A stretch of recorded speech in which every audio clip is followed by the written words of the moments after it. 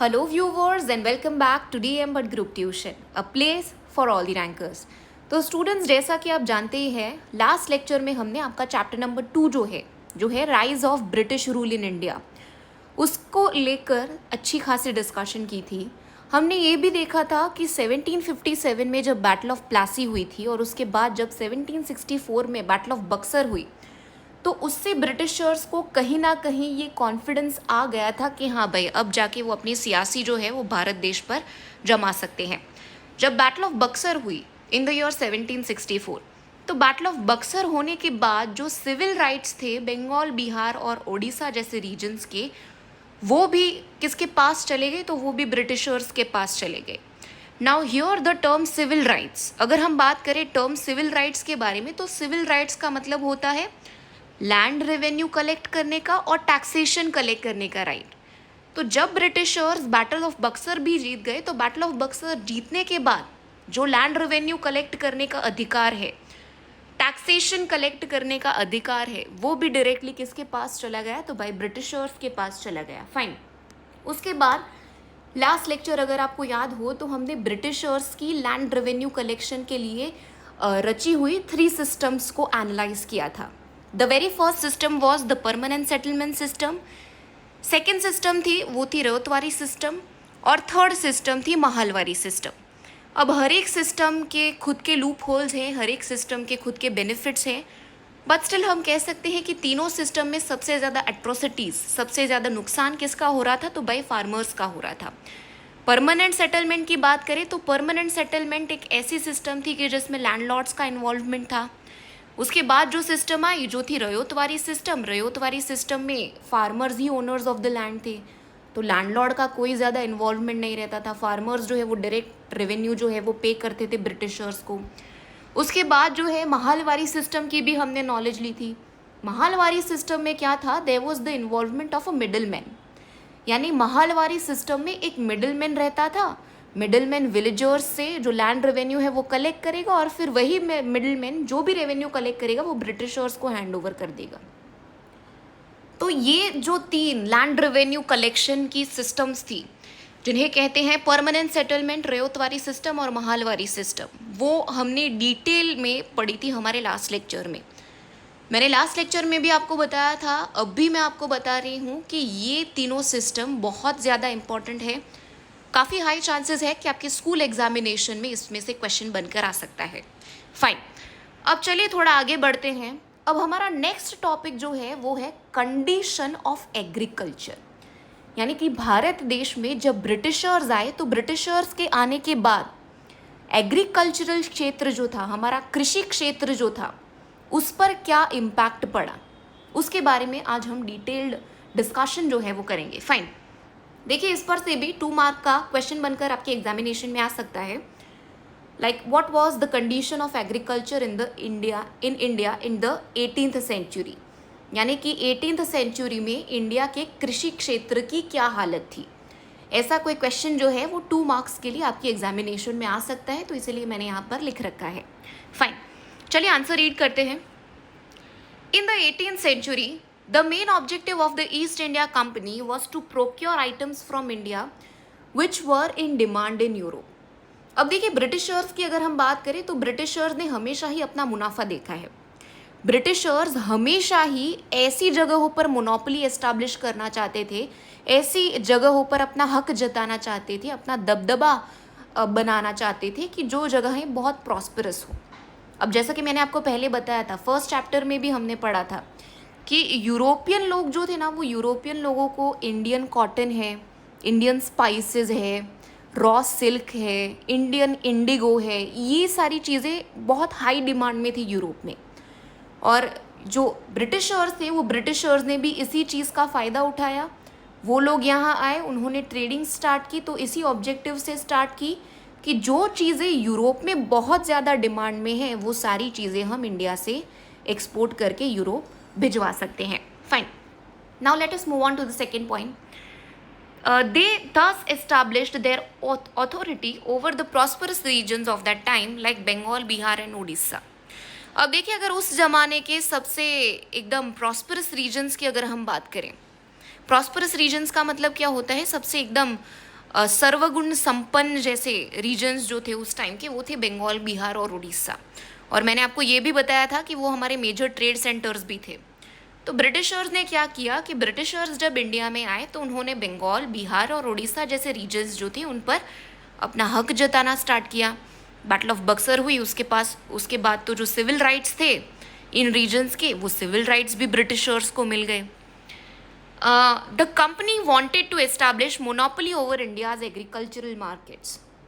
अब अगर British east India company की बात करें तो एकमात्र ऑब्जेक्टिव उनका ये था कि इंडिया का जो एग्रीकल्चरल सेक्टर है उस एग्रीकल्चरल सेक्टर पर कुछ भी करके अपनी मोनोपोली जमानी है।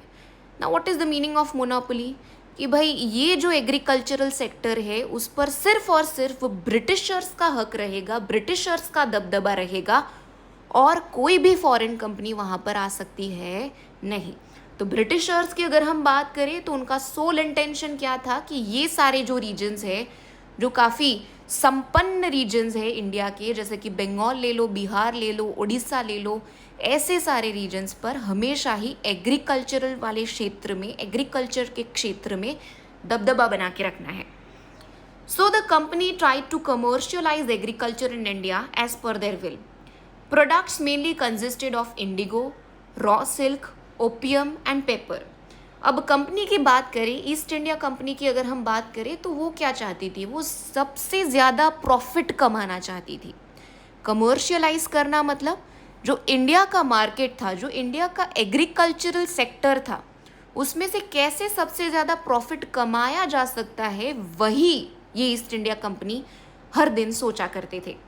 अब अगर यूरोपियन लोगों की बात करें तो यूरोपियन लोगों को इंडिगो है, कॉटन है, यहाँ का रॉ सिल्क है, ओपियम है, पेपर है।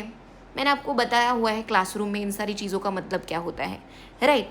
तो ये सारी चीज़ें यूरोपियन कंट्रीज़ में बहुत ही हाई डिमांड पर थी, यूरोपियन लोगों को ये सारी चीज़ें बहुत चाहिए थी।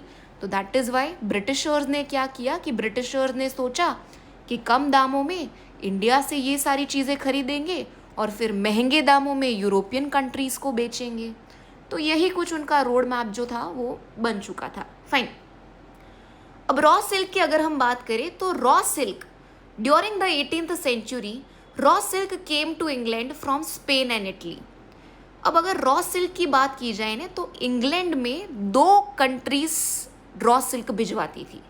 इंग्लैंड रॉ सिल्क जो था वो 2 कंट्रीज से इंपोर्ट करता था। कौन सी 2 कंट्रीज की बात की गई है? स्पेन और इटली की।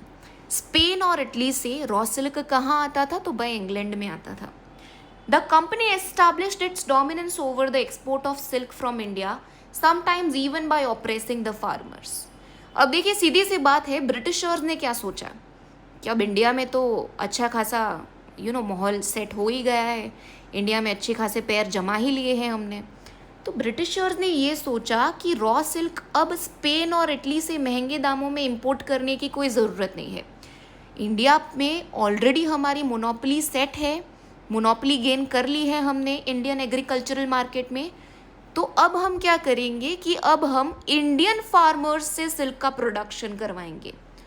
इंडियन फार्मर्स जो रॉ सिल्क का प्रोडक्शन करेंगे, वही जो रॉ सिल्क है वो सस्ते दामों में इंडियंस से खरीद लेंगे और फिर वही चीज़ जो है वो यूरोपियन कंट्रीज़ में भिजवा देंगे। तो यही कुछ स्ट्रैटेजी जो है वो ब्रिटिशर्स ने अपने दिमाग में बना ली थी। फाइन। उसके बाद अब अगर रॉ सिल्क को छोड़े तो इंडिगो भी एक ऐसी चीज़ थी कि जो यूरोपियन मार्केट में, यूरोपियन कंट्रीज़ में काफ़ी ज़्यादा डिमांड में थी। Indigo was a substance used in dyeing. मैंने आपको पहले भी क्लासरूम में भी बताया हुआ है कि इंडिगो का क्या मतलब होता है। इंडिगो एक ऐसा सब्सटेंस है जो कि डाइंग के लिए, कपड़े जो होते हैं ना, कपड़े, वाइट क्लॉथ को डाई करने के लिए जो इंडिगो होता है वो इंडिगो का इस्तेमाल किया जाता है। The colour of indigo, India's indigo used to shine brightly on the cloth. European countries were importing indigo from Caribbean countries, but as its production decreased, demand for Indian indigo increased. अब देखिए Indian Indigo की अगर बात करें तो Indian Indigo was a unique kind of Indigo. जब white कपड़ा ले और वाइट कपड़े पर इंडियन इंडिगो को अगर हम यूज़ करें, इंडियन इंडिगो से बनाई हुई जो डाई है उसको अगर हम यूज़ करें तो वो बहुत ब्राइट बन जाता था कपड़ा, यानी कि इंडियन इंडिगो जो था उसका कलर काफ़ी ज़्यादा ब्राइट, काफ़ी ज़्यादा चमकदार था, ऐसा हम कह सकते थे। लेकिन इंग्लैंड की बात करें तो इंग्लैंड ज़्यादातर इंडिगो जो है वो कहाँ से मंगवाता था, तो भाई कैरेबियन कंट्रीज़ से मंगवाता था। और कैरेबियन कंट्रीज़ से जो इंडिगो आता था, कैरेबियन कंट्रीज़ मतलब आप ये वेस्ट इंडीज़ और वो सारे कंट्रीज़ जो देख लो वो कैरेबियन कंट्रीज़ हैं। तो कैरेबियन कंट्रीज से जो इंडिगो आता था ना वो थोड़ा लो क्वालिटी का था, जबकि Indian Indigo was of a superior quality, quality wise भी वो बहुत अच्छा था, अच्छे से शाइन भी मारता था। तो ब्रिटिशर्स ने क्या सोचा कि यार नहीं, अब कैरेबियन कंट्रीज से हमें इंडिगो इम्पोर्ट नहीं करना, अब हम क्या करेंगे कि यहाँ इंडिया में जो चमकदार सुपीरियर क्वालिटी वाला इंडिगो उगता है वही जो है वो हम इंडिया से एक्सपोर्ट करवाएंगे और इंग्लैंड में भिजवा देंगे। Fine. Therefore the British started increasing the production of Indigo. Britishers को पता चला कि यार इंडियन इंडिगो जो है वो तो काफ़ी ज़बरदस्त है, तो उन्होंने क्या सोचा कि अब यहाँ के फार्मर्स को फोर्सफुली बोलते हैं कि भाई आपको सिर्फ और सिर्फ इंडिगो का प्रोडक्शन ही करना है। फाइन। अब अगर इंडिगो प्रोडक्शन की बात की जाए तो इंडिगो प्रोडक्शन की टोटल 2 टेक्निक्स थी, यानी कि there were 2 systems of indigo production in India. एक थी नीज सिस्टम और दूसरी थी रयाती सिस्टम। इन द नीज system producers used their own plough, oxen and implements for cultivation, whereas in the Rayati practice the farmers forced to cultivate indigo on his own land, and when it was ready he would sell it to the manufacturer at a fixed low price. अब देखिए, सबसे पहले अगर हम नीज system की बात करें तो नीज सिस्टम में जो फार्मर है वो खुद के फार्म इम्प्लीमेंट्स यूज़ करता था, खुद का प्लो यूज़ करता था। प्लो मतलब वो जो हल आप जिसे कहते हैं ना, खुद का हल यूज़ करता था, खुद का ऑक्सन यूज़ करता था। जो बाकी सारे इम्प्लीमेंट्स थे वो बाकी सारे इम्प्लीमेंट्स भी वो खुद के यूज़ करते थे, खुद के फार्म में खुद इंडिगो उगाते थे। जब वो इंडिगो रेडी हो जाता था तो वो इंडिगो डायरेक्टली फैक्ट्रीज़ को बेच देते थे। किसे बेच देते थे? सीधा फैक्ट्रीज़ को बेच देते थे। नीज सिस्टम में आपको बस इतना याद रखना है कि ये एक ऐसी सिस्टम थी कि जिसमें फार्मर्स खुद अपने इम्प्लीमेंट्स यूज़ करते थे, खुद अपनी सामग्री यूज़ करते थे, इंडिगो का प्रोडक्शन करते थे उसी इम्प्लीमेंट से। फिर जब इंडिगो का प्रोडक्शन एक बार हो जाए तो उसी प्रोडक्शन को वो डायरेक्टली फैक्ट्री को सेल करते थे। तो ये हो गई आपकी नीज सिस्टम। अब अगर हम रयाती सिस्टम की बात करें तो रयाती सिस्टम में क्या था कि जो फार्मर्स थे वो फार्मर्स लैंड पे इंडिगो का कल्टीवेशन करते थे, और जब वो इंडिगो रेडी हो जाता था तो एक फिक्स्ड प्राइस पर उन्हें वो इंडिगो किससे सेल करना पड़ता था? तो भाई मैन्युफैक्चरर को सेल करना पड़ता था। यहाँ पर जो फार्मर्स हैं वो इंडिगो डायरेक्टली फैक्ट्री में जाके सेल नहीं कर सकते। यहाँ पर ये रयाती सिस्टम जो है, रयाती सिस्टम में फार्मर्स को लिटरली ब्रिटिशर्स के अंडर में रह के ही काम करना पड़ता था, और एक फिक्स्ड प्राइस जो मार्केट कीपर्स ने सेट किया हो वही फिक्स्ड प्राइस पे उन्हें ये जो इंडिगो है वो इंडिगो को बेचना पड़ता था मैन्युफैक्चरर्स को, और फिर मैन्युफैक्चरर्स वो फिक्स्ड प्राइस पर इंडिगो खरीदते थे फार्मर्स से, और फिर वो जो भी उसका करना है फैक्ट्री में सेलिंग वो डायरेक्टली करते थे। नीज सिस्टम में क्या है, मैं फिर से आपको बता रही हूँ, नीज सिस्टम में फार्मर्स कहाँ सेल करते थे इंडिगो को? सीधा फैक्ट्रीज़ में। लेकिन रयाती सिस्टम में इंडिगो सीधा फैक्ट्री नहीं जाता, किसको जाता है? पहले मैन्युफैक्चरर को जाता है। तो ये रयाती सिस्टम में एक मैन्युफैक्चरर का इन्वॉल्वमेंट ज़्यादा रहता था। Fine. Then after most of the production was based on this practice because it was more profitable to the indigo producers. अब इंडिगो प्रोड्यूसर्स ये सोचते थे कि यार ये रयाती सिस्टम जो है, रयाती प्रैक्टिस जो है वो ज़्यादा प्रॉफिटेबल है, क्योंकि इसमें जो ब्रिटिशर्स एक फिक्स्ड रेट जो है वो सेट करके रखते हैं। आप उस फिक्स्ड रेट में अपना इंडिगो जो है वो सीधा ब्रिटिशर्स को सेल कर दो, फिर आगे आपको कुछ नहीं देखना। तो ज़्यादातर फार्मर्स क्या करते थे? ज़्यादातर फार्मर्स रयाती कल्टिवेशन ही करते थे। If any farmer refused, he was persecuted and his crop would be destroyed in order to maintain the fear of the producers on the farmer. अब देखिए, रयाती सिस्टम में क्या रहता था? रयाती सिस्टम में मैंने आपको पहले भी बताया कि ब्रिटिशर्स का कंट्रोल रहता था फार्मर्स पे। समझ रहे हो आप? ब्रिटिशर्स डायरेक्टली फार्मर्स को कंट्रोल करते थे, उन्हें कहते थे कि उन्हें कितना इंडिगो उगाना है, और वो जो प्राइस फिक्स करते थे वो कोई ऐसा नहीं था कि एकदम हाई प्राइस फिक्स करते थे। कई बार ऐसा भी होता था कि वो बहुत लो प्राइस फिक्स करते थे इंडिगो की सेलिंग के लिए। अब आप ही सोचिए यार कि जब बेचारा फार्मर इतनी ज़्यादा मेहनत कर रहा है और उसे बहुत ज़्यादा लो प्राइस मिल रही है अपने इंडिगो के लिए, तो उस फार्मर को डिससेटिस्फैक्शन भी हो सकता है। बेचारा जो फार्मर है वो शायद ऐसा भी हो सकता है कि वो अपने खुद के एक्सपेंसेस भी ना निकाल सके उस बेचे हुए इंडिगो से।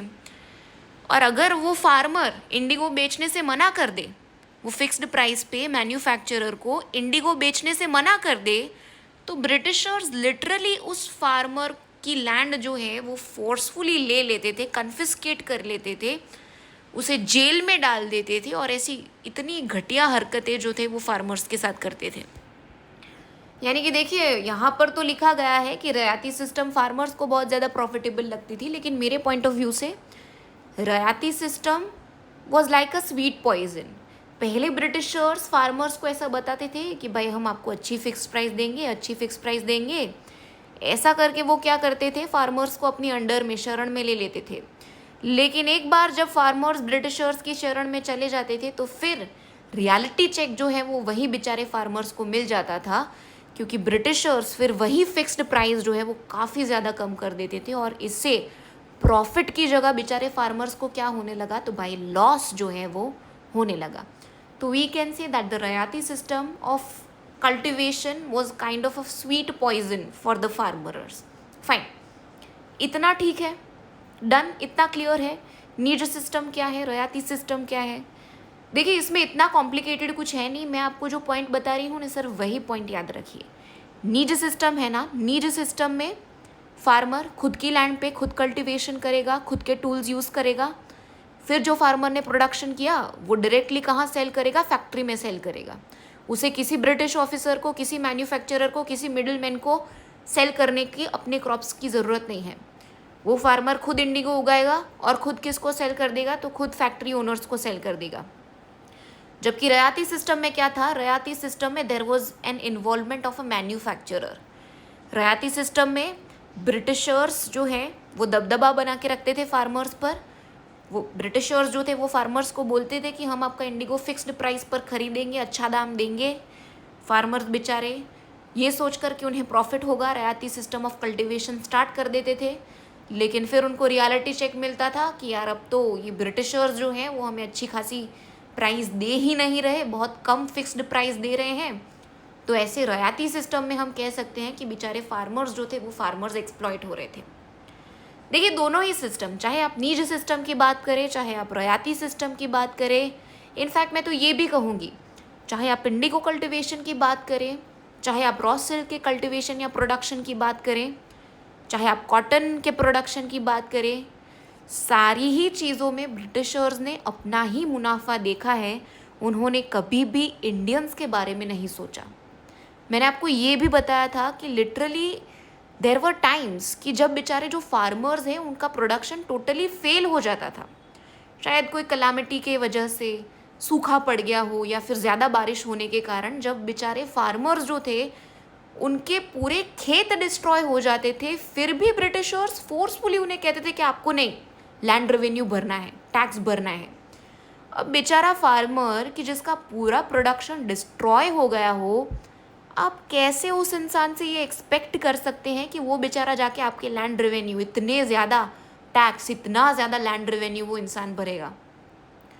तो मतलब सीरियसली ब्रिटिशर्स ने जो सिस्टम्स अडॉप्ट की थी इंडिया में, मैं तो इसे सिस्टम्स ऑफ एक्सप्लॉयटेशन ही कहती हूँ। मतलब कोई कसर नहीं छोड़ी उन्होंने। फार्मर्स से, मैं तो कहना चाहूँगी एग्रीकल्चरल सेक्टर से सबसे ज़्यादा मुनाफा ब्रिटिशर्स ने कमाया है कहीं ना कहीं, वैसा हम कह सकते हैं। तो इंडिगो प्रोडक्शन में आप में भी देखिए ये जो सिस्टम है नीज और रियायती सिस्टम, उसमें से शायद 1 मार्कर का जो क्वेश्चन है वो आपकी एग्जामिनेशन में आ सकता है। तो 1 मार्कर के लिए आप ज़रा ये पैराग्राफ जो है उसको रीड करके रखिएगा। फाइन, अब आगे बढ़ते हैं। In the 1780s the East India company and some of its favoured merchants controlled the cotton producing regions of India. देखिए सबसे पहले तो हमने रॉ सिल्क की बात करी कि कैसे पहले तो उन्हें रॉ सिल्क में इंडिया में मुनाफा दिखा, तो उन्होंने क्या सोचा कि नहीं भाई, अब स्पेन और इटली से रॉ सिल्क नहीं लेना, अब क्या करेंगे, अब इंडियंस फार्मर्स जो हैं उनसे रॉ सिल्क का प्रोडक्शन करवाएंगे, सस्ते दामों में उनसे रॉ सिल्क खरीदेंगे। तो बेचारे रॉ सिल्क के प्रोडक्शन के क्षेत्र में काम करने वाले फार्मर्स का एक्सप्लॉयटेशन कर दिया पहले उन्होंने। फिर वो कहाँ गए, इंडिगो प्रोड्यूसर्स के पास गए। इंडिगो प्लांटेशन ओनर्स जो थे या फिर इंडिगो फार्मर्स जो थे, उनको उन्होंने एक्सप्लॉयट किया नीज और रयाती नाम के सिस्टम से। उसके बाद अब जाके वो कहाँ पर आए, तो भाई कॉटन पे आए। सारी ही चीज़ें जो यूरोप में बहुत ज़्यादा हाई डिमांड पर थी, ब्रिटिशर्स ने कुछ भी नहीं किया, वो सारी चीज़ें सस्ते दामों में इंडियन फार्मर्स से खरीदी। मैं तो ये शब्द भी नहीं बोलूँगी, खरीदते तो वो थे ही नहीं, मतलब समझ लो ना, बहुत ही कम दाम पे लिटरली सैक्रिफाइस कर देते थे हमारे इंडियन फार्मर्स अपना प्रोडक्शन, हम ऐसा कह सकते हैं। तो मैं तो इसे सैक्रिफाइस ही बोलूँगी। फाइन। तो ब्रिटिशर्स जो थे वो यहाँ पर फार्मर्स को रॉ सिल्क के प्रोडक्शन में एक्सप्लॉइट करते थे। रॉ सिल्क के बाद उन्होंने इंडिगो के प्रोडक्शन में भी फार्मर्स को कहीं का नहीं छोड़ा। लास्ट में वो कॉटन तक भी पहुँच गए। कॉटन का जो प्रोडक्शन था, कॉटन के प्रोडक्शन को भी वो यहाँ पर कंट्रोल करना चाहते थे। 1780s में ईस्ट इंडिया कंपनी और उनके कुछ फेवर्ड मर्चेंट्स जो थे, जो उनके अंडर में काम करते थे, उन्होंने क्या सोचा कि अब रॉ सिल्क के प्रोडक्शन और इंडिगो के प्रोडक्शन पर मोनोपोली हासिल कर ही ली है, तो कॉटन को क्यों बाकी रखना है भाई, कॉटन के प्रोडक्शन पर भी क्यों नहीं है हमारी मोनोपोली। तो आप थिंकिंग देखिए यार इन लोगों की, उन्होंने एक क्षेत्र बाकी नहीं रखा, जहाँ से उनका प्रॉफिट निकल सकता था सारी ही जगहों से उन्होंने अपना पर्सनल मुनाफा निकाला है। चलिए आगे बढ़ते हैं। Farmers were ruined as they did not get a fair price for cotton. Apart from this, sugarcane, tea, opium, pepper and condiments were also important cash crops in India at that time. The British misused their political power to buy this crop at lower prices. देखिए cotton जो था, cotton को भी Britishers बहुत ही ज़्यादा कम दामों में Indian farmers से खरीदते थे और बेच देते थे फॉरेन कंट्रीज़ में। इनफैक्ट कॉटन तक बात सीमित नहीं है, आप शुगर केन ले लो, टी ले लो, चाय पत्ती ले लो, ओपियम ले लो, पेपर ले लो, कॉन्डिमेंट्स ले लो, ये सारी ही चीज़ें जो यूरोप में बहुत ही ज़्यादा डिमांड में थी, ब्रिटिश और सिंपली क्या करते थे कि इंडियन फार्मर्स से, बेचारे जो ऑलरेडी गरीब फार्मर्स हैं, उन गरीब फार्मर्स से यही सारी चीज़ें सस्ते दामों पर, एकदम ही सस्ते दामों पर खरीदते थे और फिर वही सस्ते दामों में खरीदी हुई चीज़ें वो यूरोपियन कंट्रीज़ को महंगे दामों में बेच देते थे। और ऐसे ही अपना प्रॉफिट उन्हें सिर्फ दिखा है, सिर्फ उन्हें अपना मुनाफा दिखा है और इंडियन फार्मर्स के बारे में उन्होंने कुछ भी नहीं सोचा। तो हम ऐसा कह सकते हैं कि उन्होंने जो पहले मिली हुई पॉलिटिकल पावर थी, जो पॉलिटिकल पावर उनको बैटल ऑफ बक्सर और बैटल ऑफ प्लासी के बाद मिली, उसका कंप्लीटली उन्होंने मिसयूज़ किया इंडियन फार्मर्स से चीज़ें सस्ते दामों पर खरीदने के लिए। फाइन, अब आगे बढ़ते हैं। Farmers were given advanced credit for planting after the farmers became debtors, after that the farmers became debtors, thus a large number of farmers became landless. अब ब्रिटिशर्स देखिए क्या करते थे कई बार तो, कि अगर फार्मर्स के पास पैसे ही ना हो सीड्स लाने के, तो वो उन्हें एडवांस क्रेडिट देते थे कि लो अभी तुमको सीड्स खरीदने हैं, अभी तुमको फर्टिलाइजर्स खरीदने हैं, तो हमसे पैसे ले जाओ। अब फार्मर्स पैसे तो ले जाते थे, लेकिन फिर वही पैसों की भरपाई वो ब्रिटिशर्स को वापस नहीं कर पाते थे। पैसों की भरपाई नहीं कर पाते थे तो बेचारे फार्मर्स डेप्टर्स बन जाते थे, कर्जदार बन जाते थे, कर्ज में डूब जाते थे। तो इसीलिए यार बेचारे बहुत सारे फार्मर्स जब कर्ज में डूब गए, बहुत सारे फार्मर्स जिन्होंने पहले तो ब्रिटिशर्स से पैसे लिए लेकिन फिर वही पैसों को लौटा नहीं पाए, ब्रिटिशर्स ने फोर्सफुली उन सारे ही फार्मर्स की जो लैंड थी, सारे ही फार्मर्स के जो फील्ड्स थे, उनको कॉन्फिस्केट कर लिया, उनको अपने कब्जे में ले लिया, उनकी लैंड उनसे छीन ली। तो बेचारे काफ़ी सारे फार्मर्स जो थे वो ज़मीन बिना के हो गए। मतलब आप ये समझ लो यार कि कितना ख़राब तरीके से उनका ट्रीटमेंट रहा है इंडियंस और इंडियन फार्मर्स की तरफ। Fine. As a result in the 18th century farmers and agriculture both were ruined. सीधी सी बात है, एग्रीकल्चरल सेक्टर और एग्रीकल्चरल सेक्टर में काम करने वाले फार्मर्स, दोनों की ही कंडीशन ब्रिटिशर्स ने बहुत ही ज़्यादा ख़राब कर दी थी। मतलब एक क्षेत्र उन्होंने बाकी नहीं रखा था यार। जिस चीज़ में से उनको प्रॉफिट मिल रहा था, सारी ही चीज़ों में से उन्होंने अपना प्रॉफिट मैक्सिमाइजेशन किया, वेल्थ मैक्सिमाइजेशन किया, खुद की जेबें भरी, इंग्लैंड को मुनाफा करवाया, यूरोपियन कंट्रीज़ को सारी जो उनकी डिमांड्स है उनकी डिमांड्स को फुलफ़िल किया। लेकिन यार इंडियंस का क्या, इंडियन फार्मर्स का क्या? तो बहुत ही ज़्यादा ख़राब सिचुएशन हो गई थी इंडियंस की, ऐसे हम कह सकते हैं। Fine, okay. सो देखिए, अब यहाँ पर एक क्वेश्चन लिखा गया है, why was the demand of Indian Indigo, why was Indian Indigo very much in demand in the European countries, would be the right question formation. तो ये जो क्वेश्चन है वो भी शायद 1-2 मार्क में आ जाए, मुझे ऐसा लगता है, इसीलिए मैंने यहाँ पर लिख रखा है ये क्वेश्चन। तो उसका आंसर, जैसा कि हमने पहले पढ़ा था, आगे के पैराग्राफ में मैंने आपको पढ़ाया कि इंडिगो का इम्पोर्टेंस क्या है, वो सही, वो सेम 2 लाइन जो है, 2-3 लाइन वो आपको यहाँ पर लिख देनी है। Indigo was a substance used in dyeing the color of India's indigo, used to shine brightly on the cloth. European countries were importing indigo from Caribbean countries in 1790, but with the passage of time, as its production decreased, demand for Indian indigo increased. Yes, मैंने जो आपको समझाया कि पहले England Indigo को दूसरे Caribbean countries से import करता था, लेकिन जब इंग्लैंड को पता चला, जब ईस्ट इंडिया कंपनी को पता चला कि इंडिया का इंडिगो ज़्यादा सुपीरियर है क्वालिटी वाइज, तो उन्होंने क्या सोचा कि अब इंडियन फार्मर्स जो हैं उनसे फोर्सफुली इंडिगो का प्रोडक्शन करवाते हैं। तो ऐसे ही उन्होंने इंडिया में इंडिगो का प्रोडक्शन बढ़वाया और उसके साथ ही साथ फार्मर्स का भी काफ़ी ज़्यादा एक्सप्लॉयटेशन करवाया। यहाँ पर सस्ते दामों में इंडिगो खरीदे सुपीरियर क्वालिटी के, और ऐसे ही अपनी डिमांड्स जो है वो सेटिस्फाई करते गए। फाइन, इतना क्लियर है ना? कोई भी डाउट हो तो आप नीचे कमेंट सेक्शन में मुझे ज़रूर से पूछ सकते हैं। कोई भी अगर आपको डाउट आ रहा हो तो मुझे व्हाट्सएप मैसेज कर सकते हैं, we will solve it out. Fine. So viewers, आज के लिए सिर्फ इतना ही। वीडियो पसंद आया हो तो वीडियो लाइक कीजिए, चैनल पर नए हैं तो चैनल को सब्सक्राइब कीजिए। Thank you, bye.